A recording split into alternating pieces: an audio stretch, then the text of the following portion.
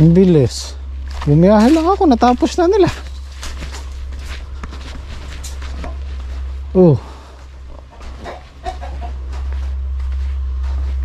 Pwede.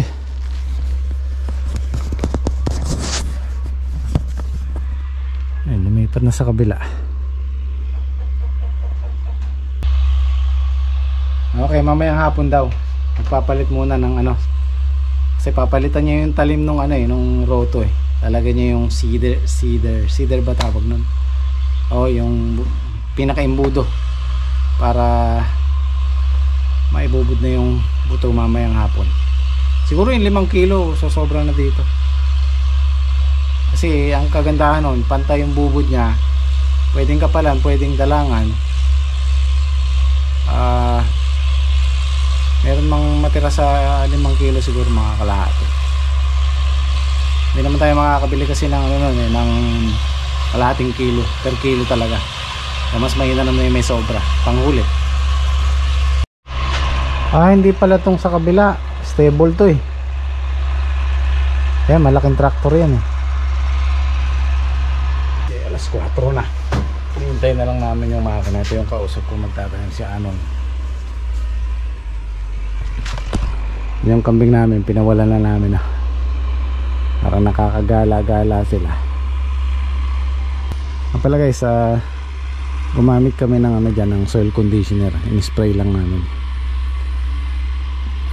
Yung maraming klase ng soil conditioner yung merong pulbos, merong liquid. Yung binili ko liquid, 1 litro in-spray namin dyan, in-spray ni Anong dyan. So yun na pala yung machine. Kasama din natin si Black. Ayun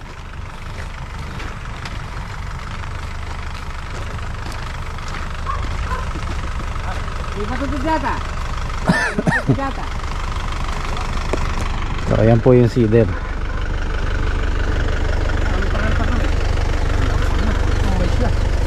Apat.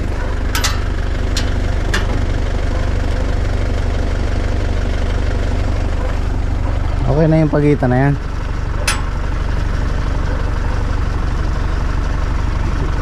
Ayun, doon nalalaglag yung buto.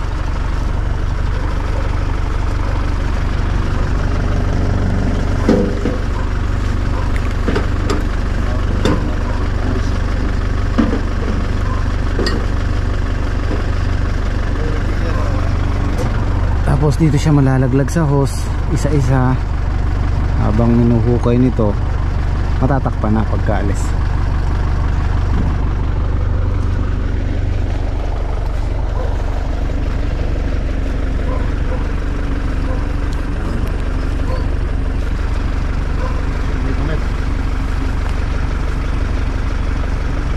Ano pa daw kapalitan ka rin kayo? Huwag deta buri ko reto. Kitang king Santa Isabel.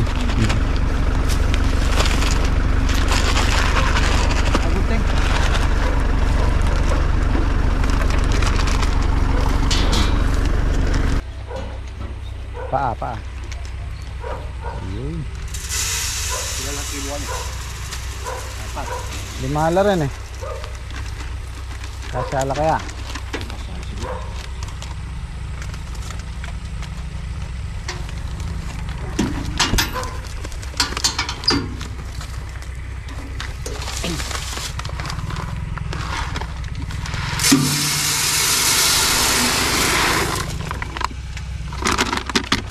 Wala pala balatong larening king iswes.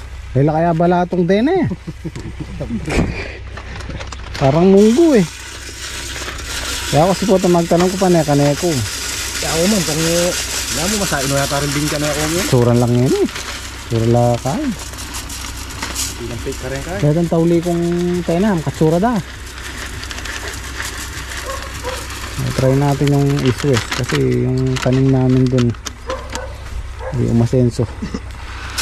Pero yung 7 kilo, nakaka5 bundle, 5 bundle. 7 kilo Yan bala yan ang ganan.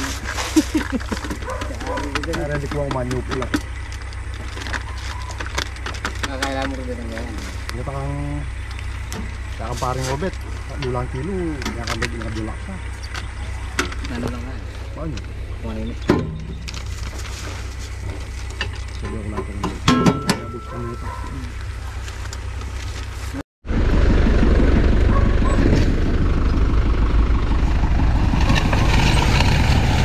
Yun no, dire-diretso. Ang maganda niyan, pantay-pantay, diretso, pati pagitan. Ayan, katamtaman lang yan. Yung pagitan na yan, nasa 2 feet siguro.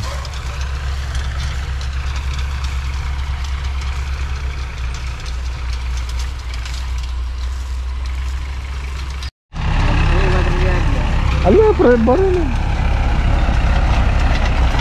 Oh, lisakay ka.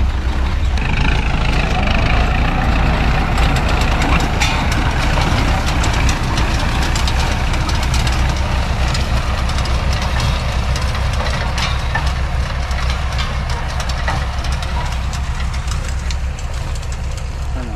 Tapos na natin.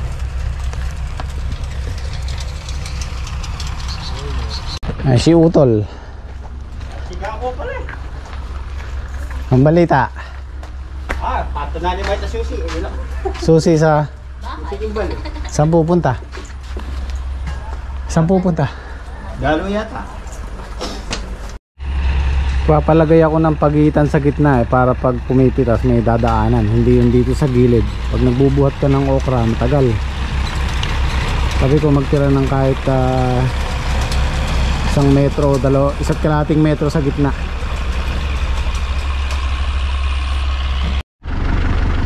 Sige. Sige, pwede na yan. Yan. Diretso na yan dyan. Ayan ang magiging daan natin.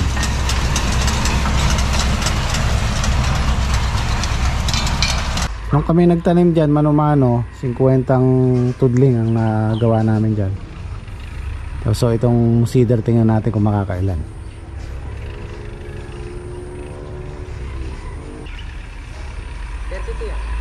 32. Eh ano? Kalahatian na yan ano? 50 mahigit din. O 60. 5 kilo yung binili kong okra. Titingnan natin kung kakasya.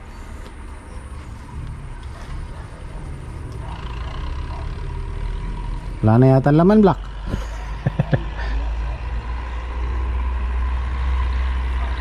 Tinitingnan niya kung ano nangalahati na. Sana nangalahati na para kumasya. So ilalagay na natin yung pang 5 kilo.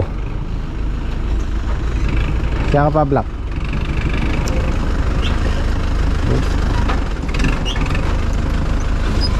Yan. Ito po yung pag tumama sa lupa, aangat ng konti yung ito, tong gulong na to para pumasok yung isang buto. So yan yung purpose nito. Makikita nyo habang umaandar siya, umaangat yung gulong. Ito nakakonekta doon para bumukas yung lagayan ng buto sa isa. Ano? Yung buto na yan, sabi nila naman likas eh. Tapos, di ba ang mga metro kag minute tayo? Ay marami pa nga, wag mo muna. Oo, sayang. Oo, hayaan mo na. Madali lang naman maglagay. Oo, ano to eh. 1, 2, 4 na balik na lang yan eh.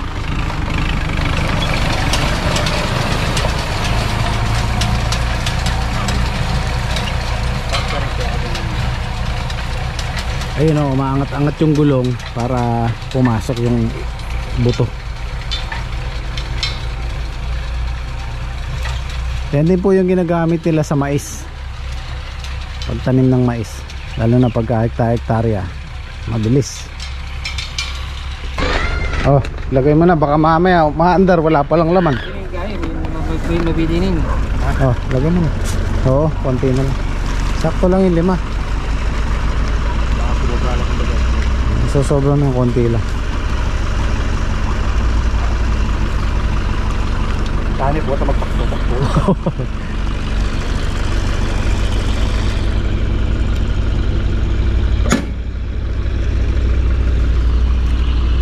Ano makabis kayo ready ka niya? Sula ko rin, nag-spray lang ang palyakan.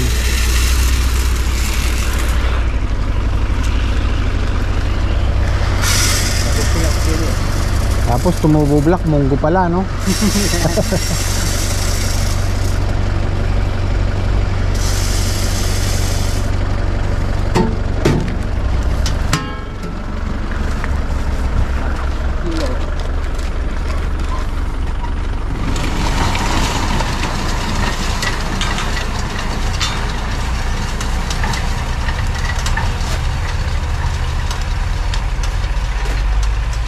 Isang balikan na lang eh. Ay dun malapad dun. Sadya. May sudyado no. Okay, doon na lang tayo sa sudya. Bukas didiligan po natin yan para tumubo. Wala eh, ang balita ko ano ngayon black eh, El Nino eh, itong 2024 na yan eh. Kaya yung pala eh, bitin na bitin sa ano, sa tubig. Nung sumasabog naman, ay, Maraming tubig. hindi mo mapigilan. Okay na, wala mang medya ora. Merenda ka muna.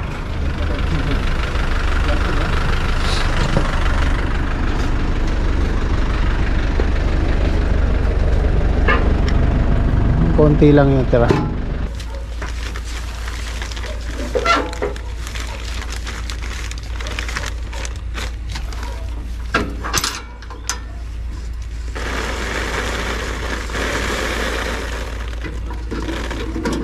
Sakto lang din. Bre mo nure. Mantes tong megtanam ka mas din lang abe okra.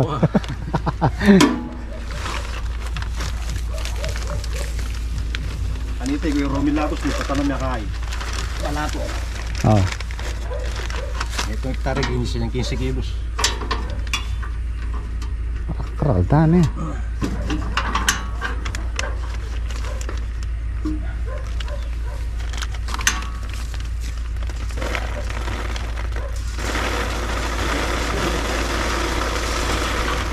Siguro ako kay sorghum pwede yan.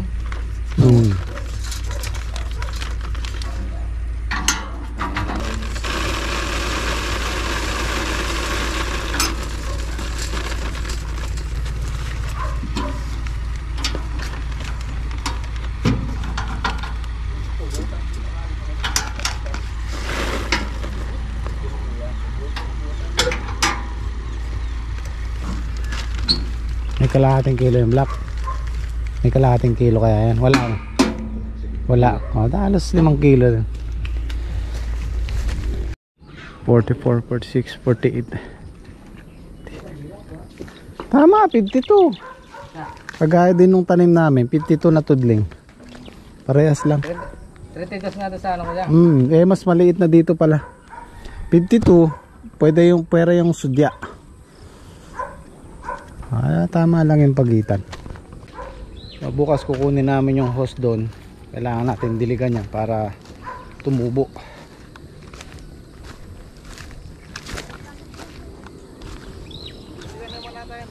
Ah. Oo.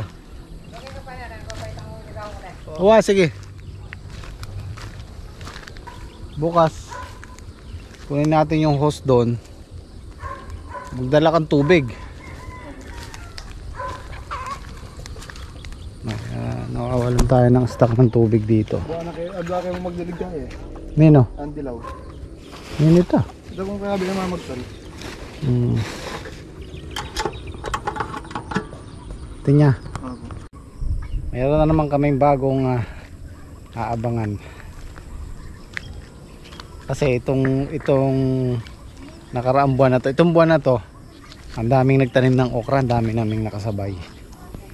Yung classmate ko nakaka-7 laksa. Gaano karami yun?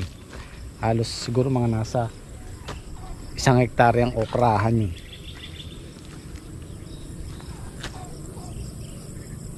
Sana dito kahit yung tamang presyo lang, masaya na ako. At saka for the first time, ay hindi, pangalawa pala namin to. Kasi nung una nagtanim kami ng East West, hindi ko nagustuhan yung bunga niya, yung shape ng bunga niya, hindi ganun kaganda. Pero sabi ni Anong, ayan, sanay sa ano yan, sanay sa okra yan, nag-ookrahan sila dito sa San Mateo. So try natin, kasi yung sa kanila doon East West maganda daw, malalaan natin.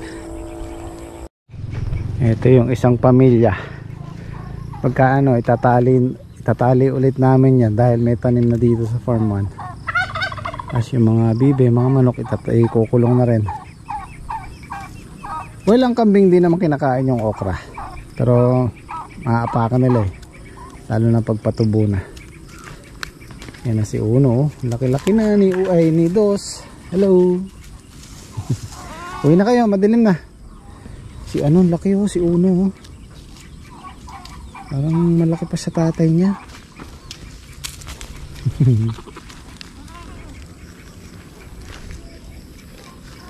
Nako, wag mo kainin yung mangga.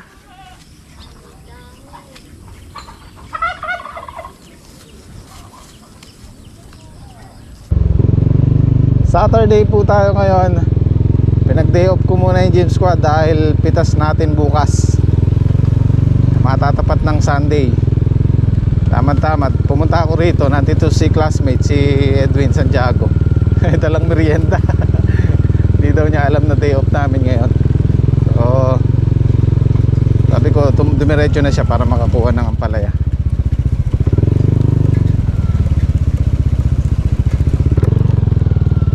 At ako'y bibisitahin ko lang tong ampalayahan. Nag-umpisa ko kasani Marpil. Hingit na ka kanita. Oo. Sabi natin mo ko po, makagulot ko. Ayan, thank you. Itong malambat ko nga bibasal, hindi ba may aksidente ko. Nabali ba? Ala. Okay. Kuha ko lang ng pang-ulam si classmate. Yan guys, kababata ko yan. Mula elementary hanggang high school. Kaya lang high school, hindi na kami magkaklase. Pero nakakatuwa lang at laging pumapasyal sa akin, diba? Yung mga kababata mo. Na-aksidente siya nabangga siya ng motor. Ayun, buti hindi nabali yung paa niya. Alam niyo na, gusto kong makita yung tanim namin araw-araw. Kaya kahit day off, papasyal ako dito para pasayahin ang sarili ko. Nakita ko lang yung mga nakasabit na yan, masaya na ako. Lalo na pagka mag-harvest.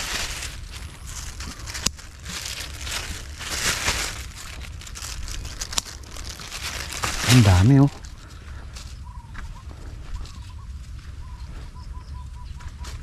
kadami-dami. Nakakatuwa.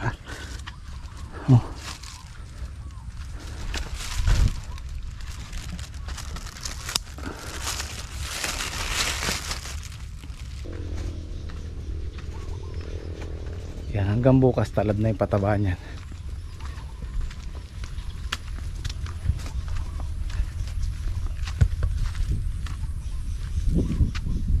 Masarap mag-harvest, nasa gitna na. Kitang-kita mo na.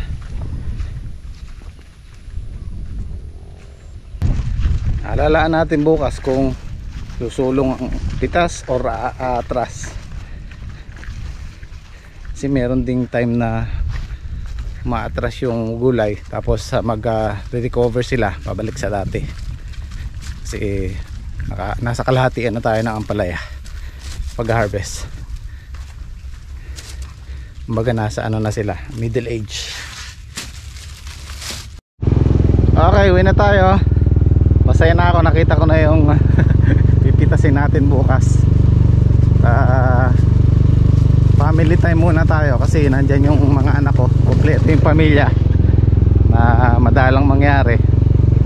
Papasyal ko muna sila bago ko sila ihatid ko sila sa Sunday bukas pala ng hapon kasi pahirapan na naman ang pagluwas niyan. Family Day! Ito ba yun, Mi? Apo. Baby, alam na yun.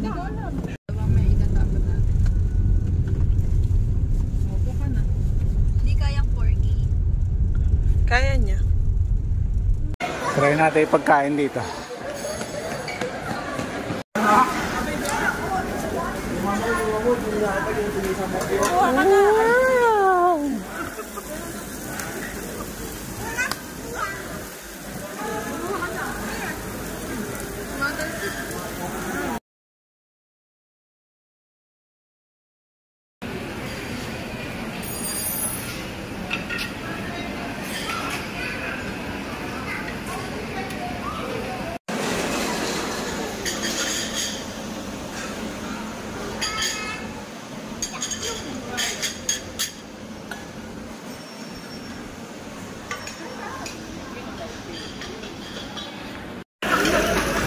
Try muna natin yung paunti-unti. Pag masarap, tsaka natin babalikan.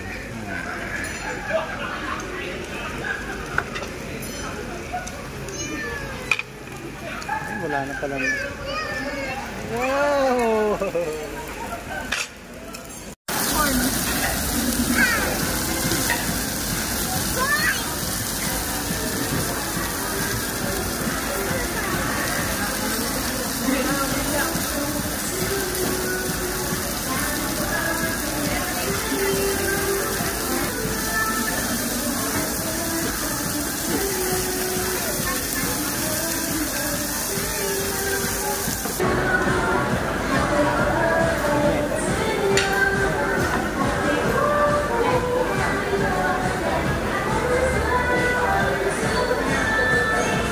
Yan, video.